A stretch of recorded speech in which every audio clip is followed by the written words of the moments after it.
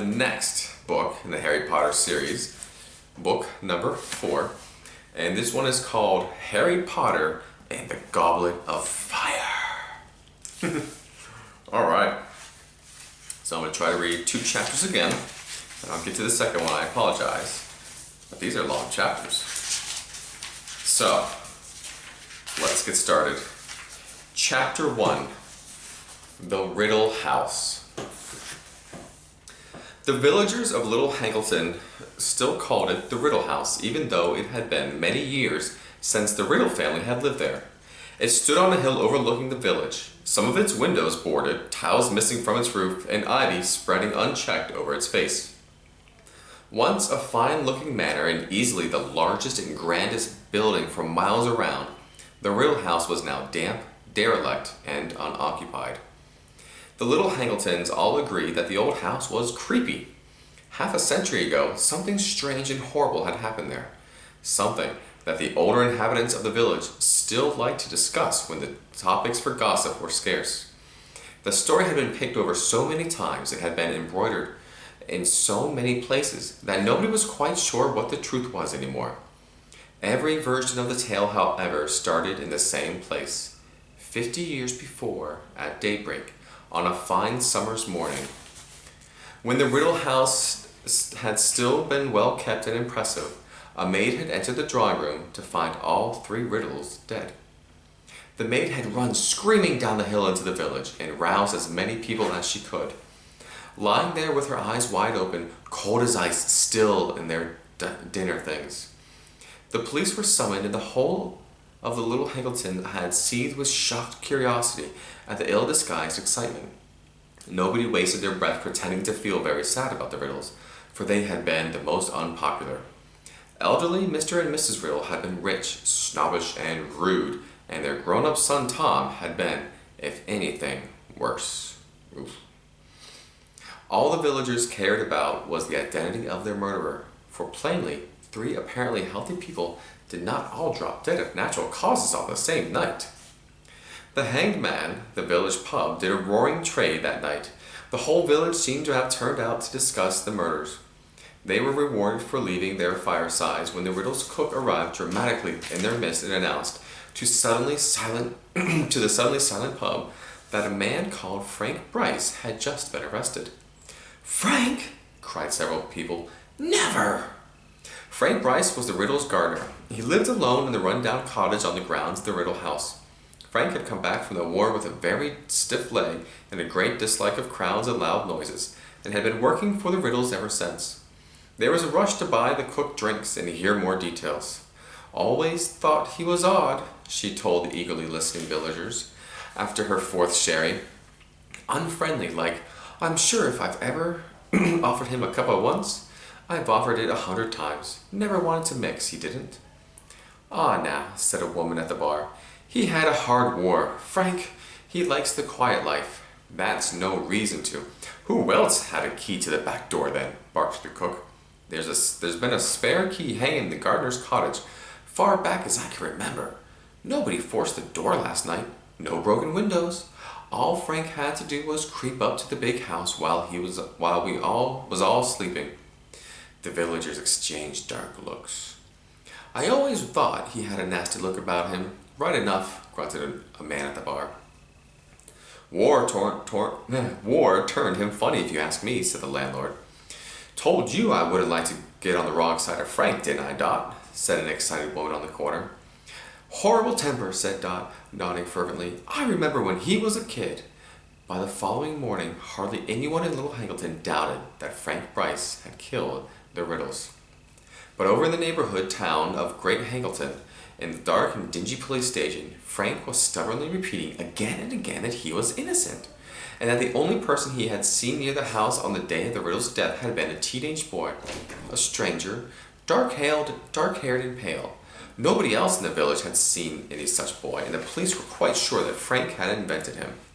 Then, just when things were looking very serious for Frank, the report on the Riddles' bodies came back, and everything changed. The police had never read an audit report, A team of doctors had examined the bodies and had concluded that none of the riddles had been poisoned, stabbed, shot, strangled, suffocated, or, as far as they could tell, harmed at all. In fact, the report continued in a tone of unmistakable bewilderment. The riddles all appeared to be in perfect health, apart from the fact that they were all dead. The doctors did note, as though determined to find something wrong with the bodies, that each of the riddles had a look of terror upon his or her face. But as the frustrated police said, whoever heard of 3 people being frightened to death? As there was no proof that the riddles had been murdered at all, the police were forced to let Frank go. The riddles were buried in the Little Hangleton churchyard, and their graves remained objects of curiosity for a while. To everyone's surprise and amid a cloud of suspicion, Frank Bryce returned to his cottage on the grounds of the Riddle House. "As far as I'm concerned, he killed him, and I don't care what the police say," said Dot and the hangman. "And if they had any decency, he'd leave there, knowing as how we knows he did it." But Frank did not leave. He stayed and tended to the garden for the next family who lived in the Riddle House, and then for the next, for neither family stayed long. Perhaps it was because of Frank that the new owner said there was a nasty feeling about the place, which, in the absence of inhabitants, started to fall into disrepair. The wealthy man who owned the Riddle House these days neither lived there nor put it to any use. They said in the village that he kept it for tax reasons, though nobody was very clear what these might be. The wealthy owner continued to pay Frank to do the gardening. However, Frank was nearing his 77th birthday now, very deaf, his bad legs stiffer than ever. But he could be seen potting around the flower beds in fine weather, even though the weeds were starting to creep up on him, try as he might to suppress them. Weeds were not the only things Frank had to contend with, either. Boys from the village made a habit of throwing stones through the windows of the Riddle House. They rode their bicycles over the lawns. Frank worked so hard to keep smooth. Once or twice they broke into the old house for a dare. They knew that old Frank's devotion to the house and the grounds amounted almost to an obsession, and it amused them to see him limping across the garden, brandishing his stick and yelling croakily at them. Frank, for his part, believed the boys tormented him because they, like their parents and grandparents, thought him a murderer. So, when Frank awoke one night in August and saw something very odd up at the house, he merely assumed that the boys had gone one step further in their attempts to punish him. It was Frank's bad leg that woke him. It was paining him worse than his old age. He got up and limped downstairs into the kitchen with an idea of refilling his hot water bottle to ease the stiffness in his knee. Standing at the sink, filling the kettle, he looked up at the Riddle House and saw lights glimmering in its upper windows. Frank knew at once what was going on. The boys had broken into the house again, and judging by the flickering quality of the light, they had started a fire. Frank had no telephone, and in any case, he was deeply mistrusted. He had deeply mistrusted the police ever since they had taken him for questioning about the Riddle's death. He put down the kettle at once, hurried back upstairs as fast as his bad leg would allow him, and was soon back in his kitchen, fully dressed and removing a rusty old key from its hook by the door. He picked up his walking stick, which was propped against the wall, and set out into the night. The front door of the Riddle House bore no sign of being forced, nor did any of the windows. Frank limped around to the back of the house until he reached a door almost completely hidden by ivy, took out the old key, put it in the lock, and opened the door noiselessly. He let himself into the cavernous kitchen. Frank had not entered it for many years. Nevertheless, although it was very dark, he remembered where the door into the hall was, and he groped his way toward it, his nostrils full of the smell of decay, ears pricked for any sound of footsteps or voices from overhead.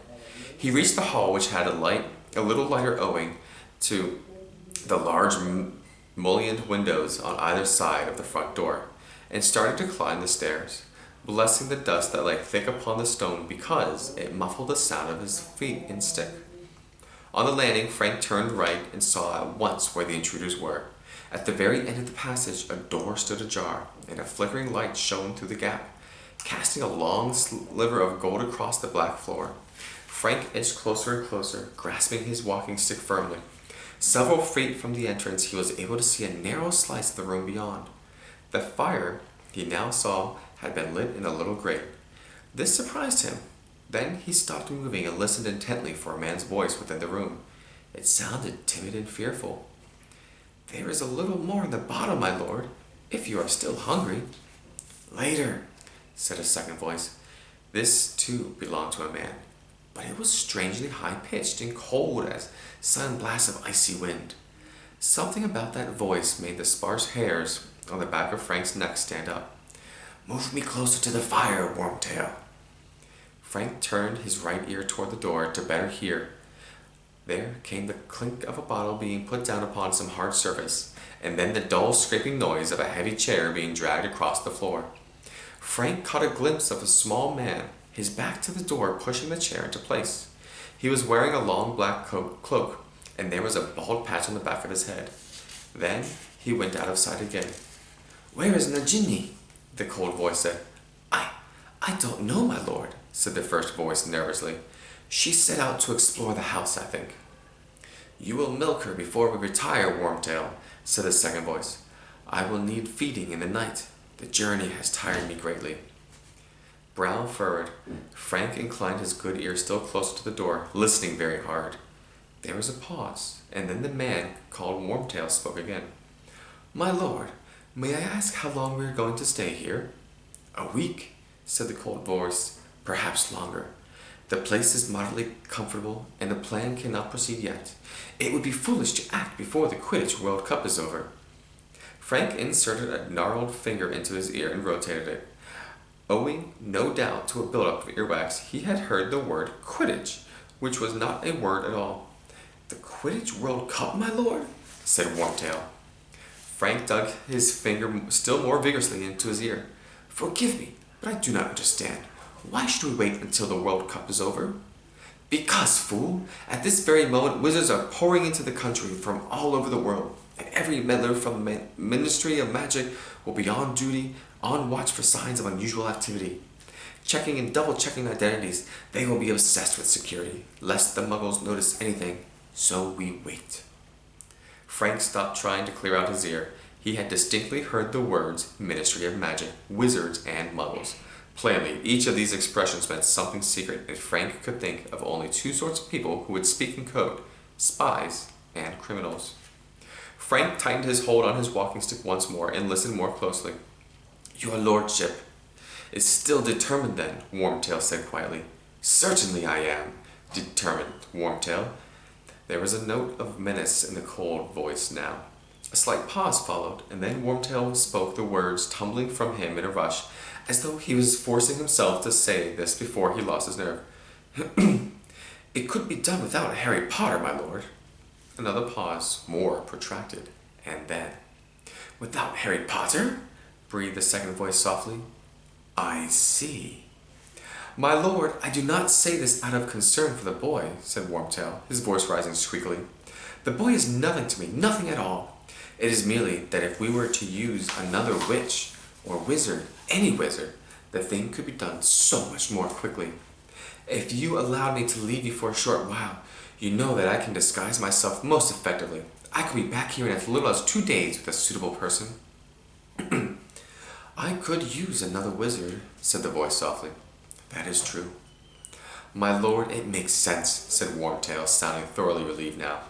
"Laying hands on Harry Potter will be so difficult. He is so well protected."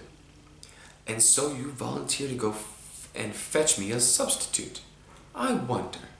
Perhaps the task of nursing me has become worrisome for you, Wormtail. Could this suggestion of abandoning the plan be nothing more than an attempt to desert me?" "My lord, I have no wish to leave you, none at all." "Don't lie to me," hissed the voice. "I can always tell, Wormtail. You are regretting that you ever returned to me. I revolt you. I see you flinch when you look at me. Feel you shudder when you touch me. No, my devotion to your lordship. Your devotion is nothing more than cowardice. You would not be here if you had anywhere else to go. How am I to survive without you, when I need feeding every few hours? Who is to milk Nagini?" "But you seem so much stronger, my lord." "Liar!" breathed the second voice. Excuse me. "I am no stronger, and a few days alone would be enough to rob me of what little health I have regained under your clumsy care. Silence!" Wormtail, who had been sputtering incoherently, fell silent at once. For a few seconds, Frank could hear nothing but the fire crackling. Then the second man spoke once more, in a whisper that was almost a hiss. I have my reason for using the boy, as I have already explained to you, and I will use no other. I have waited 13 years. A few more months will make no difference. As for the protection surrounding the boy, I believe my plan will be effective, and all that is needed is a little courage from you, Wormtail. Courage you find, unless you wish to feel the full extent of Lord Voldemort's wrath. My lord, I must speak, said Wormtail, panic in his voice now. All through our journey I have gone over the plan in my head. My lord Bertha Jerkin's disappearance will not go unnoticed for long, and if we proceed, if I murder— If?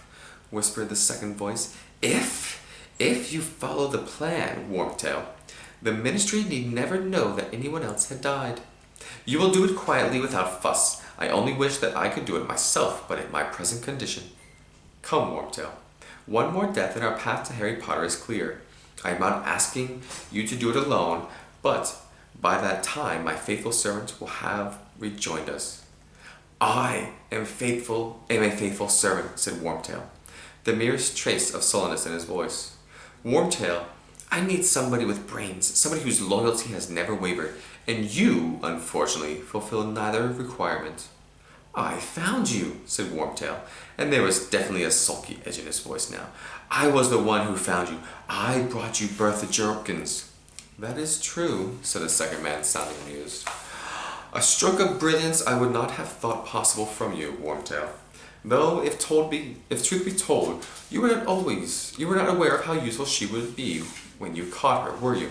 I thought she might be useful, my lord. Liar, said the second voice again, the cruel amusement more pronounced than ever. However, I do not deny that her information was invaluable. Without it, I could never have formed our plan, and for that, you will have your reward. Wormtail, I will allow you to perform an essential task for me, one that many of my followers would give their right hands to perform. Really, my lord? What? Wormtail sounded terrified again. Ah, Wormtail, you don't want me to spoil the surprise.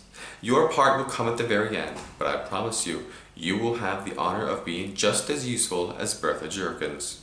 You...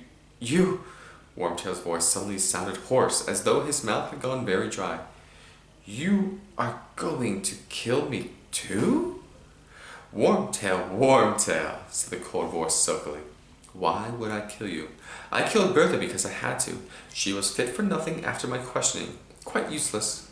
In any case, awkward questions would have been asked if she had gone back to the Ministry with news that she had met with you on her holidays. Wizards who are supposed to be dead would do well not to run into a ministry of magic wizards at wayside inns. Wormtail muttered something so quietly that Frank could not hear it, but it made the second man laugh an entirely mirthless laugh, cold as his speech. We could have modified her memory, but memory charms can be broken by a powerful wizard, as I proved when I questioned her. It wouldn't be an insult to her memory not to use the information I extracted from her, Wormtail. Out in the corridor, Frank suddenly became aware that the hand gripping his walking stick was slippery with sweat. The man with the cold voice had killed a woman. He was talking about it without any kind of remorse, with amusement. He was dangerous, a madman, and he was planning more murders. This boy, Harry Potter, whoever he was in danger. Frank knew what he must do. Now, if ever was the time to go to the police, he would creep out of the house and head straight for the telephone box in the village. But the cold voice was speaking again, and Frank remained where he was, frozen to the spot, listening with all his might. One more murder, my faithful servant, at Hogwarts. Harry Potter is as good as mine, Wormtail. It is decided there will be no more argument, but quiet. I think I hear Nagini. And the second man's voice changed. He started making noises such as Frank had never heard before. He was hissing and spitting without drawing a breath. Frank thought he must be having some sort of fit or seizure. And then Frank heard movement behind him. In a dark passageway he turned to look and found himself paralyzed with fright. Something was slithering toward him in the dark corridor floor, and as it drew nearer to the sliver of firelight, he realized, with a thrill of terror, that it was a gigantic snake, at least 12 feet long. Horrified, transfixed, Frank stared at its undulating body, cut a wide curving track through the thick dust on the floor, coming closer and closer. What was he to do? The only means of escape was into the room where the two men sat plotting murder.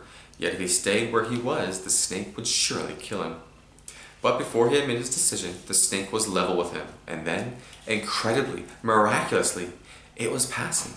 It was following the spitting, hissing noises made by the cold voice inside the door, and in seconds, the tip of its diamond-powdered tail had vanished through the gap. There was sweat on Frank's forehead now, and on the hand of his walking stick was trembling. Inside the room, the cold voice was continuing to hiss, and Frank was visited by a strange idea, an impossible idea. This man could talk to snakes. Frank didn't understand what was going on. He wanted more than anything to be back in his bed with a hot water bottle. The problem was that his legs didn't seem to want to move. As he stood there shaking and trying to master himself, the cold voice switched abruptly to English again. "Nagini has interesting news, Wormtail," it said. "Indeed, my lord," said Wormtail. "Indeed, yes. According to Nagini, there is an old muggle standing right outside this room, listening to every word we say." Frank didn't have a chance to hide himself. There were footsteps, and then the door of the room was flung wide open. A short, balding man with gray hair, pointed nose, and small, watery eyes stood before Frank, a mixture of fear and alarm in his face. "Invite him inside, Wormtail. Where are your manners?"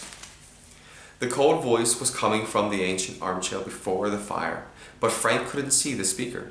The snake, on the other hand, was curled up on the rotting hearth rug, like some horrible travesty of a pet dog. Wormtail beckoned Frank into the room. Though still deeply shaken, Frank took a firm grip of his walking stick and limped over the threshold. The fire was the only source of light in the room. It cast long, spidery shadows upon the walls. Frank stared at the back of the armchair. The man inside it seemed to be even smaller than his servant, for Frank couldn't even see the back of his head. "You heard everything, Muggle," said the cold voice. "What's that you're calling me?" said Frank defiantly, for now that he was inside the room, now that the time had come for some sort of action, he felt braver. It had always been so in war. "I am calling you a Muggle," said the voice coolly. "It means you are not a wizard." "I do not know what you mean by wizard," said Frank, his voice growing steadier. "All I know is I've heard enough to interest the police tonight." "I have. You've done murder and you're planning more. And I'll tell you this," he added on a sudden inspiration. "My wife knows I'm up here, and if I don't come back—" "You have no wife," said the cold voice very quietly. "Nobody knows you are here. You told nobody that you were coming. Do not lie to Lord Voldemort, Muggle, for he knows. He always knows." "Is that right?" said Frank roughly. "Lord, is it? Well, I don't think much of your manners, my lord. Turn around and face me like a man, why don't you?" "But I am not a man, Muggle," said the cold voice, barely audible, now over the cracking of the flames. "I am much more than a man. However, why not? I will face you. Wormtail, come, turn my chair around." The servant gave a whimper. "You heard me, Wormtail." Slowly, with his face screwed up, as though he would rather have done anything than approach his master in the hearth rug where the snake lay, the small man walked forward and began to turn the chair. The snake lifted its ugly triangular head and hissed slightly at the legs of the chairs snagged on its rug. And then the chair was facing Frank, and he saw what was sitting in it. His walking stick fell to the ground with a clatter. He opened his mouth and let out a scream. He was screaming so loudly that he never heard the words the things in the chair spoke as it raised a wand. There, with a flash of green light, a rushing sound, and Frank Bryce crumpled. He was dead before he hit the floor. 200 miles away, the boy called Harry Potter woke with the start. And that's the end of chapter 1.